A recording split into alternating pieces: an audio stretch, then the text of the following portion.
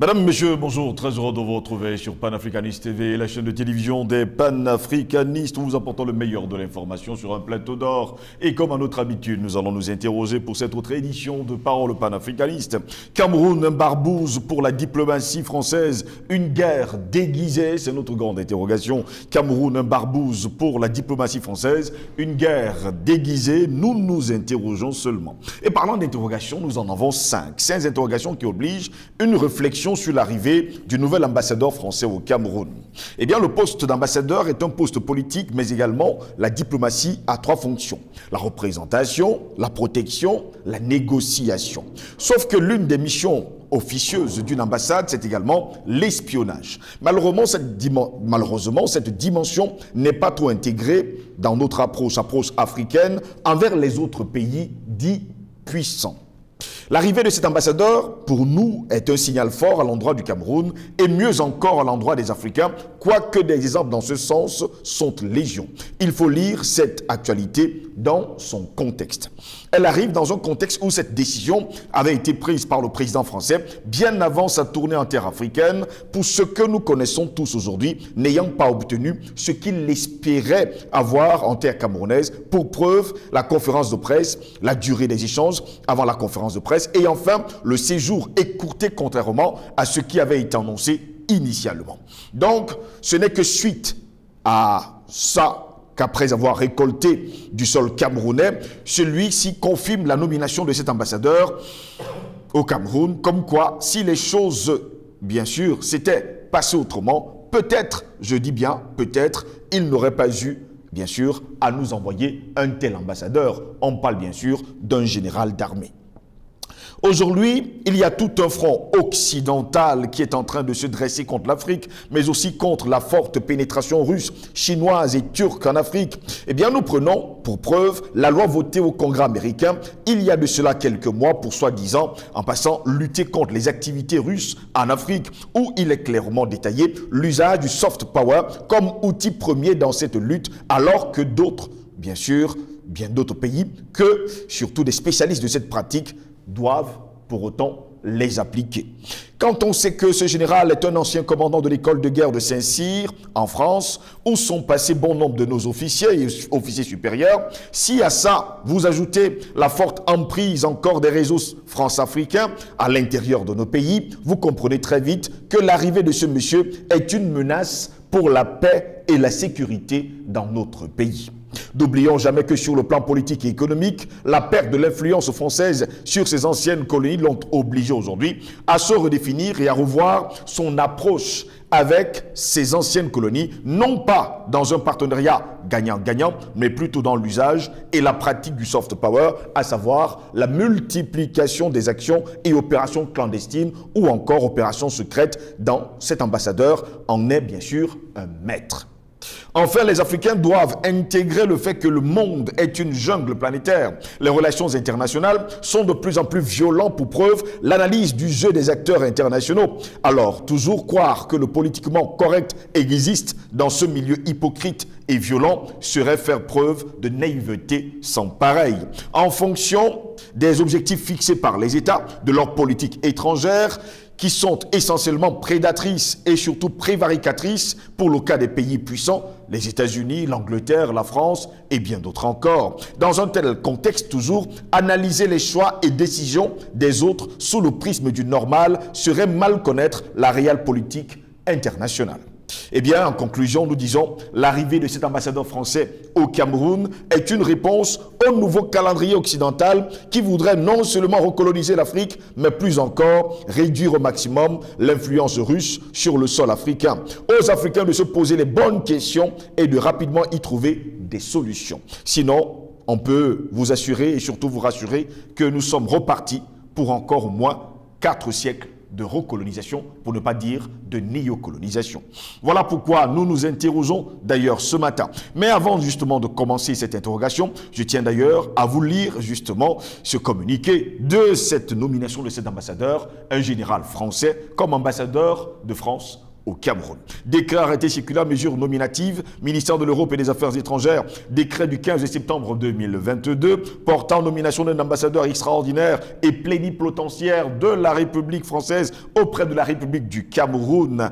Monsieur Marchand Thierry, eh bien, le président de la République, sur le rapport de la première ministre et de la ministre de l'Europe et des Affaires étrangères, vu la Constitution, notamment son article 13, le Conseil des ministres entendu décrète, article 1er, M. Thierry Marchand, général de corps d'armée, est nommé ambassadeur extraordinaire et plénipotentiaire de la République française auprès de la République du Cameroun, en remplacement de M. Christophe Guilou, appelé à d'autres fonctions. Article 2, la première ministre et la ministre de l'Europe et des Affaires étrangères sont responsables chacune en ce qui la concerne de l'application du présent décret qui sera publié au journal officiel de la République française. C'est fait, bien sûr, le 15 septembre 2022. C'est signé Emmanuel Macron. Oui, on l'a bien compris. Voilà pourquoi, mesdames, messieurs, nous nous interrogeons. Cameroun, un barbouze pour la diplomatie française, une guerre déguisée, en tout cas. C'est notre grande interrogation. Pour répondre à nos questions, nous sommes avec Albert Anatolaïssi.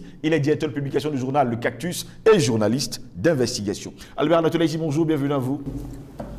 Bonjour à vous, Steve Jeslangos. Je dis bonjour à vos techniciens qui font un travail formidable et remarquable, comme j'ai l'habitude de le dire. Je pense que vous lisez les commentaires sur la toile qui vont dans ce sens. Je dis bonjour aux millions de téléspectateurs et de téléspectatrices, n'est-ce pas, de Panafricanist TV, qui, justement, de plus en plus, ont engagé une véritable sorte de raz-de-marée sur la toile par rapport à notre combat. Vous avez mon bonjour, spécialement ce matin, autant que le peuple nigérien a également mon jour particulier ce matin, des salutations fraternelles de ce côté-là. Comme je l'ai dit, je vais commencer comme à mon habitude par un coup de gueule. Pour indiquer que, il vous souvient qu'un locoderme, ambassadeur de France en Côte d'Ivoire, a été invité sur un plateau de télé du côté d'Abidjan pour insulter les Ivoiriens. Et cette télé s'appelle RTI 2. Eh bien, il me revient que cette télé-là est en train de licencier certains malpensants, de leur point de vue, sur instruction du Quai d'Orsay. Parce qu'il faut le dire, nous avons des médias qui sont financés de l'extérieur, donc par le Quai d'Orsay, et c'est le cas de RTI, qui est financé par le Quai d'Orsay, et qui estime qu'un ambassadeur peut venir insulter le peuple ivoirien. Mais lorsque vous avez certains acteurs qui animent des émissions de contradiction, on les met dehors, parce que c'est le Quai d'Orsay qui finance. Et ils disent qu'ils sont des démocrates.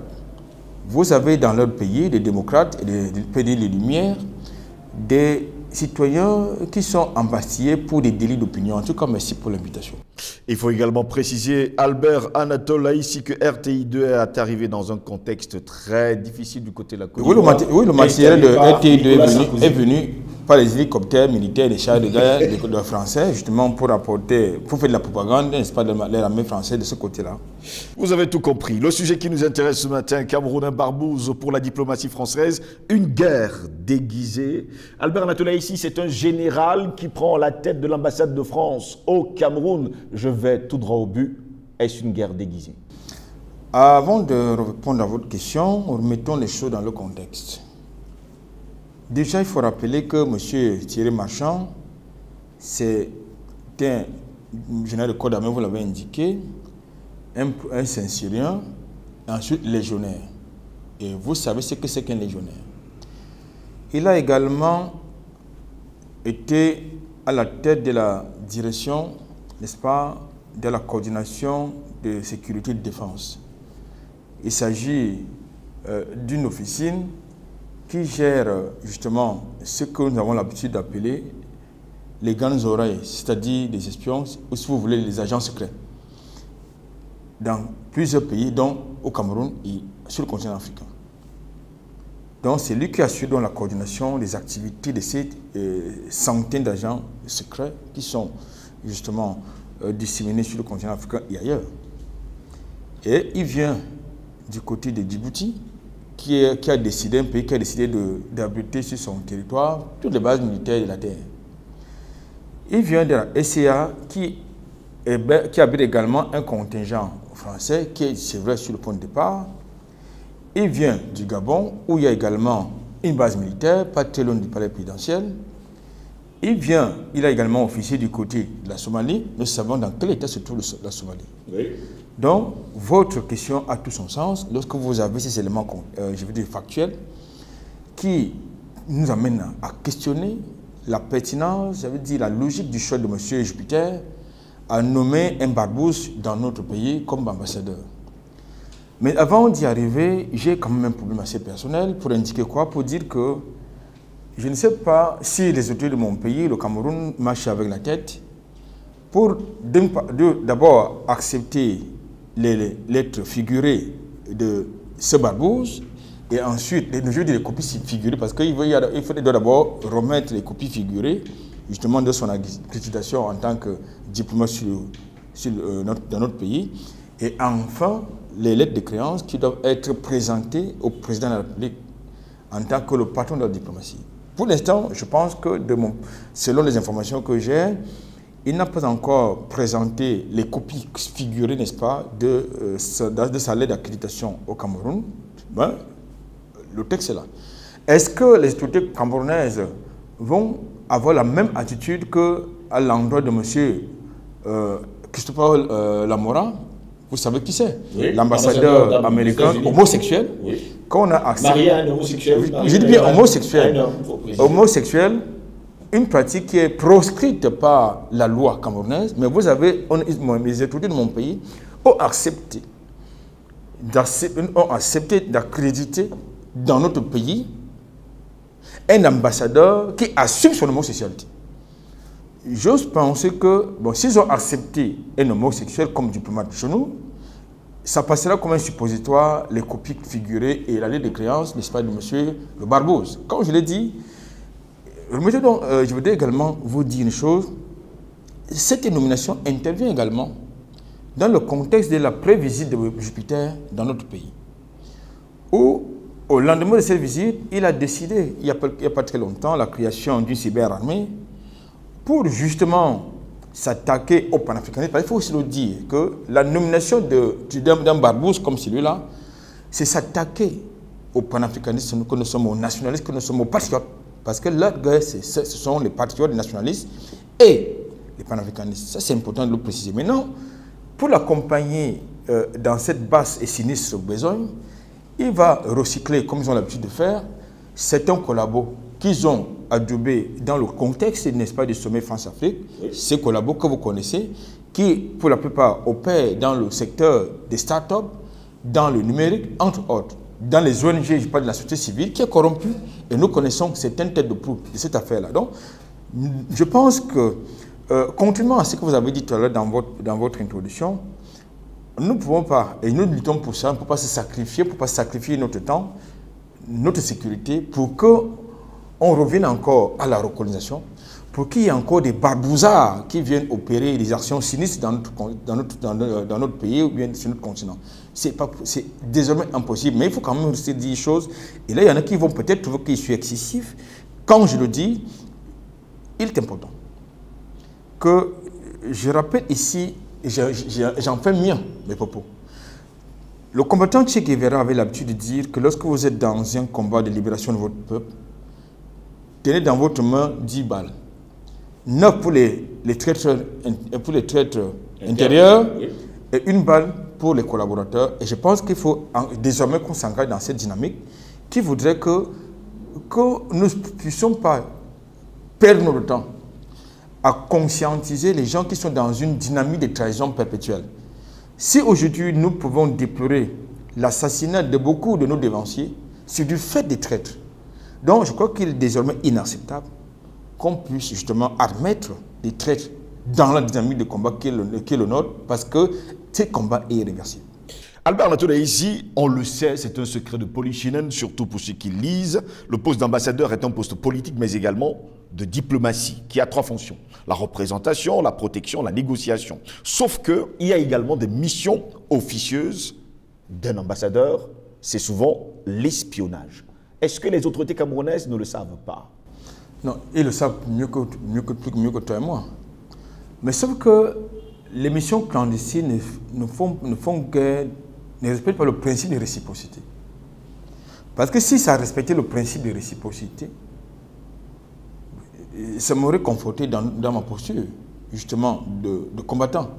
Mais sauf que ça ne respecte pas le principe de réciprocité. Je ne vois pas un ambassadeur africain accrédité à Paris s'engager dans les missions clandestines.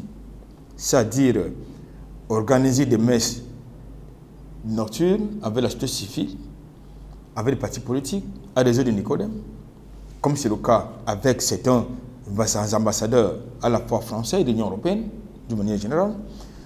Donc, nos dirigeants, pour la plupart, savent connaître les missions clandestines de ces diplomates. Ils connaissent ce qu'ils font dans la nuit, ou même quelquefois le jour. C'est-à-dire le jour, ils sont avec le régime en place, mais la nuit, ils sont avec quelquefois des traites. Pas seulement parce que nous sommes dans une démocratie, pas à la sauce occidentale, mais à la sauce africaine.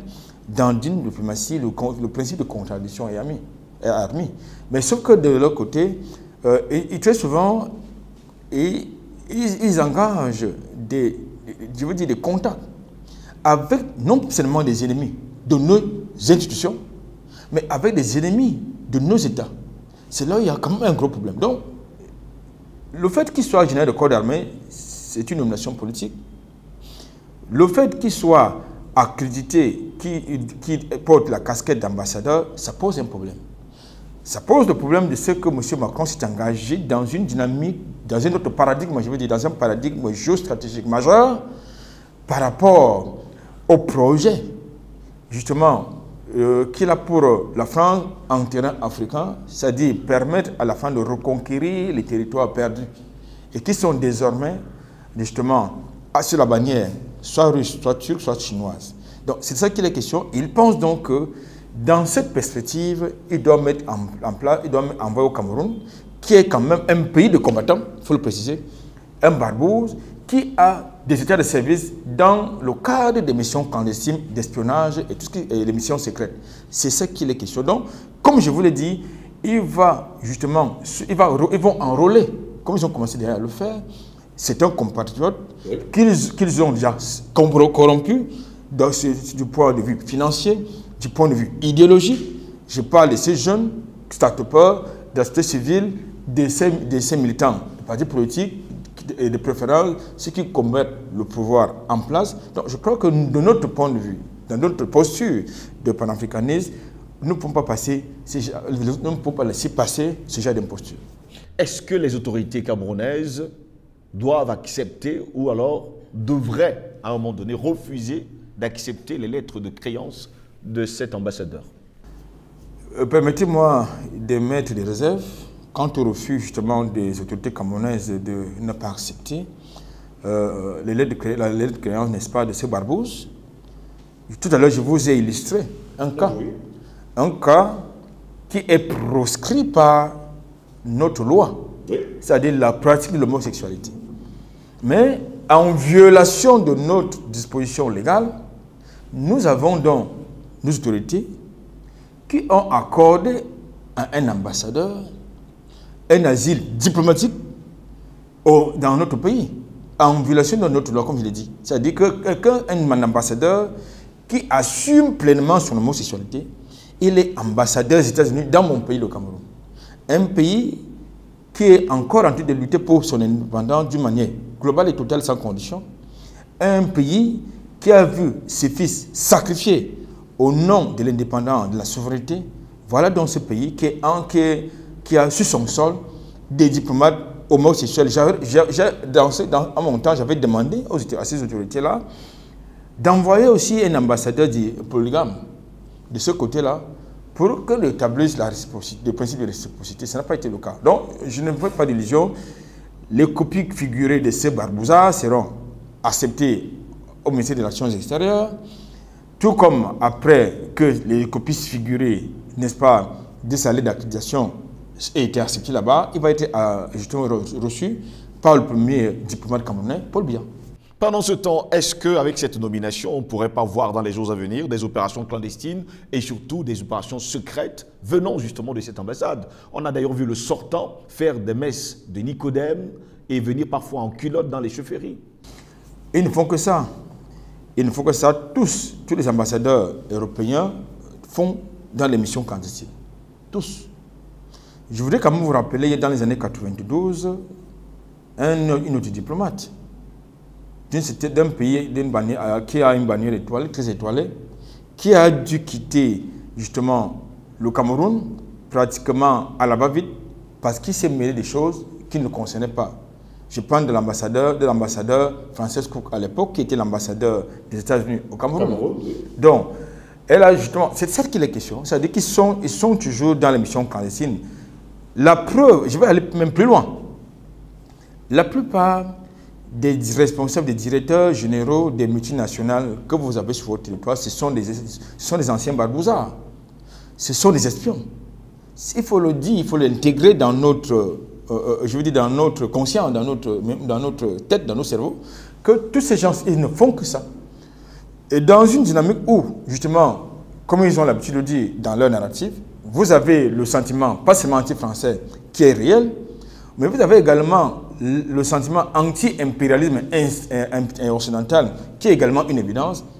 Ils vont tout faire, pas seulement Paris, mais également la CIA qui est là, parce qu'il faut le dire, vous avez la CIA au Cameroun. Peut-être que vous ne le savez pas.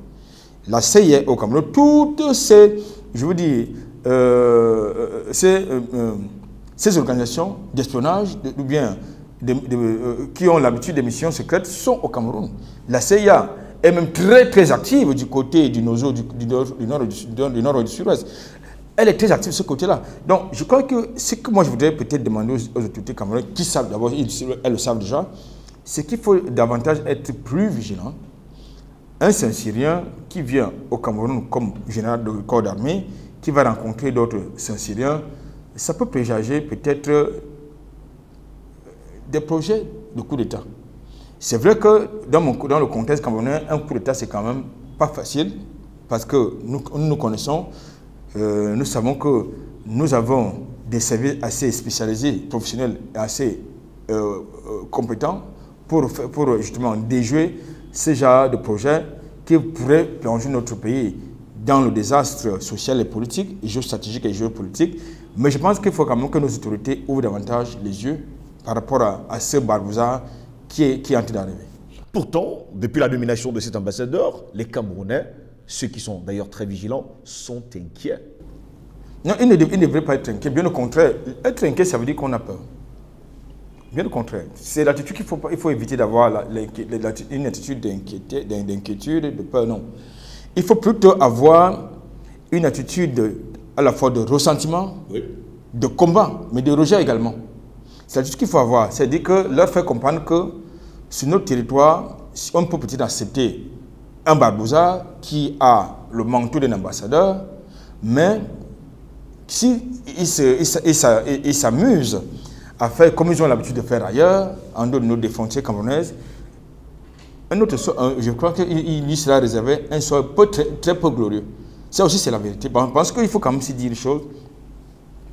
Le Cameroun a choisi le non-alignement. Et dans le contexte, par exemple, de la guerre, de la fameuse opération militaire spéciale qui est actuellement en cours en Ukraine, beaucoup de régimes occidentaux et européens n'ont pas pardonné à certains pays africains, dont le Cameroun, la posture justement de neutralité et de non-alignement par rapport aux sanctions qui avaient été suggérées par l'OTAN de M. Biden contre la Russie. Et puisque c'est l'Union européenne qui est le caniche de l'OTAN, c'est-à-dire des États-Unis, il y a donc des choses qui sont en préparation contre le continent africain. Et je pense que nous avons sur ce plateau fait une thématique qui portait sur ce genre de projet qui consistait à punir ou à sanctionner les États africains qui ne sont pas alignés derrière leurs idérateurs. Alors vous me parlez de démocratie, mais la démocratie, ça ne s'impose pas. La démocratie, ça ne s'improvise pas. Dans le contexte africain, la démocratie, on a le libre choix. Pendant ce temps, pour sortir justement de cet entretien, Albert Anatolaï, ici, Mama Sani du côté du Niamey au Niger m'a demandé de poser cette question. Est-ce que, selon les canons diplomatiques, un militaire doit être ambassadeur? Vous savez, chaque pays a sa politique, a sa politique diplomatique, si vous voulez. Mais cette politique diplomatique prend en compte à la fois de deux choses. La première, ses intérêts. Et ensuite, ses projets. Dans le contexte actuel de la diplomatie française, d'une manière générale en Afrique, il s'agit d'une diplomatie de reconquête.